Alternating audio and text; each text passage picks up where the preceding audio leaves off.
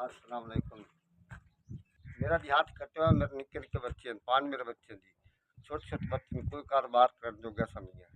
मेरा हाथ कट्टे हुआ ना मैं बिल्कुल मेहनत होंदी ना मजदूरी होंदी।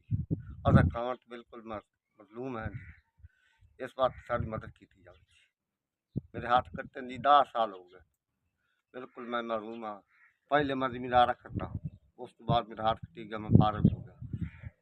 पहले मैं मेहनत करे ना, उस तो बाद मेरा हाथ कटी गया, मैं बाहर गया, बिल्कुल काम नहीं होता मेरा। सजा हाथ फटे हुए मेरे, छोटे छोटे बच्चे, बिल्कुल छोटे छोटे।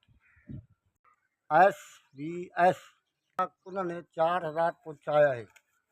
SVS मैं उन्होंने बहुत बहुत शुक्रिया अदा करना चाहते हैं, क्योंकि उन्होंने गरीबों की मदद की है।